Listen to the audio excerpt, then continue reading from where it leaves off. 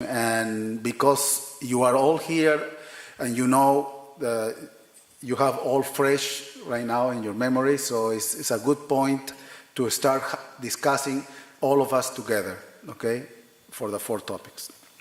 So in the health sector, it was stated that the technology transfer process is a big challenge because of the period between the invention and the financial return. Okay, so there's a need for a lot of investment and many resources to get results, especially in the pharmaceutical industry. And in Peru, as in other countries, there are institutions that, like NIH, the Peruvian NIH or NIS, and in the copy they have a very important role in the knowledge transfer and research setup. The role of universities and industries are very different. Universities create new knowledge and mostly are curiosity-driven, perform curiosity-driven research, but industries develop new products. These roles create a dead valley. So there's a need for a translational research to bridge through this valley.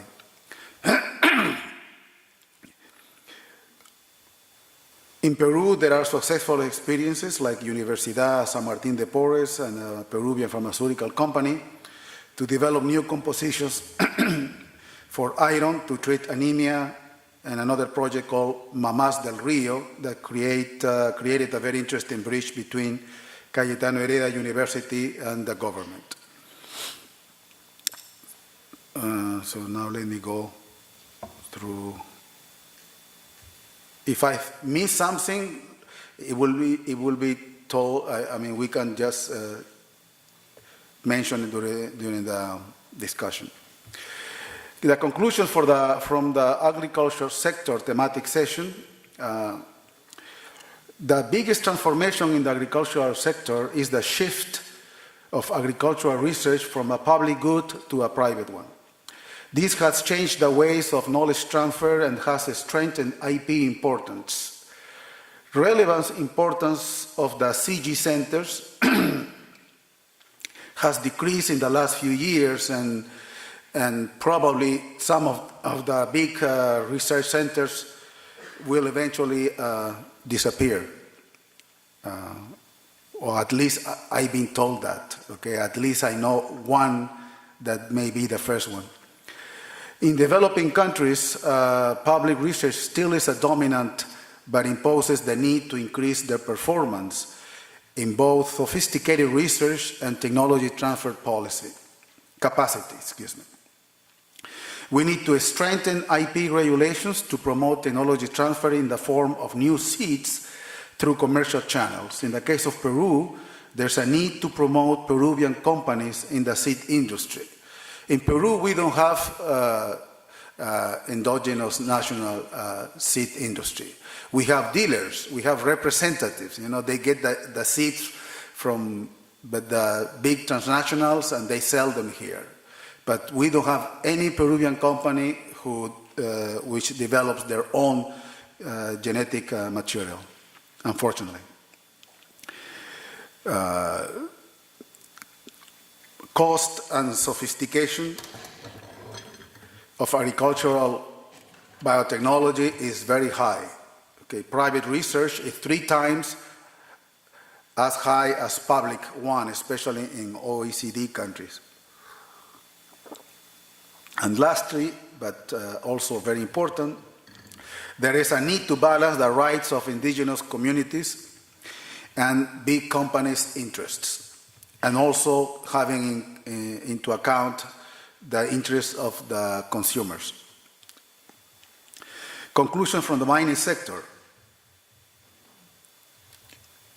The university's Office of Knowledge Transfer should focus in the commercialization for their technologies to ensure their sustainability. There's a cultural gap between the research and commercial personnel that makes the formers avoid sharing their findings even between their colleagues, this issue can be solved with incentives like prizes, as most researchers are fond of this kind of incentives. The policies for knowledge transfer in mining should include, in their vision, ways for improving the quality of life of the people who live in the villages, that's a typo here, who live in the villages around the mines. I think this is very important, especially nowadays social licensing has been very important for mining projects. In periods when the metal prices are high, the revenues of the mining companies are high too, so they don't see any attractive to work on improving their productivity, unfortunately. Costs for stopping or making changes in operations are very expensive in mining. This situation makes mining companies look for fully tested, turnkey solutions ready to apply. So that's the reason mining companies may not be interested in applying or looking for innovation grant funds. Instead, they will be better to involve these companies in the development of new technologies. Okay, and finally, aquaculture.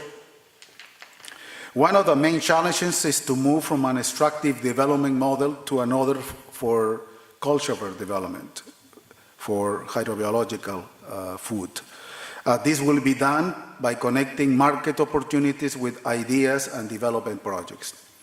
Aquaculture industry has experienced spectacular growth all over the world, especially in APEC countries, in the past decades, during which continuous innovation has played a significant role, but it faces increasing criticism regarding its ecological and social sustainability practices and the resulting challenges for future innovation processes.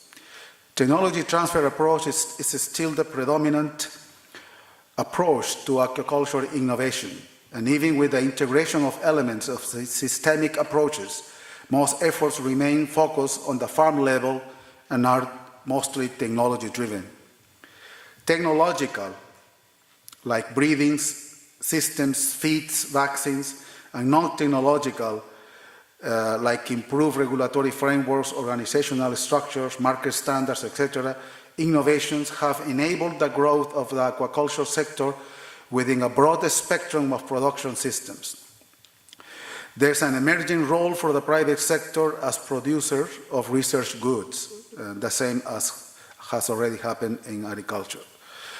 However, government role still is important in TT, especially in developing countries. Okay, so that's it, and the table is open for discussions, okay? And if you want to go from one team to another, please do so. I mean, there's no reason just to stay focused in one team. So anybody wants to be first? Monica, I knew you were going to be first.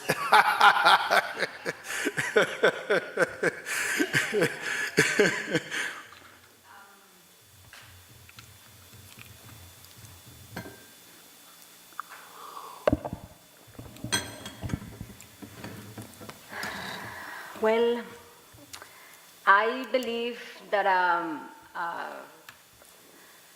agricultural research has a lot of potential, but is facing some challenges. And one of them is the public perception about whether using intellectual property is the best way to actually commercialize new inventions. And I believe there is a lot to do in terms of education, awareness, and training of different actors. Of course, it's a very sensitive and controversial issue, and as you mentioned, as one of the points that were discussed during our thematic session, there is a need to actually create a balance, understand and hear the voices of the small scale farmers but also understand that in order to incentivize and promote the development of new innovations and technologies, it's important to be able to use intellectual property.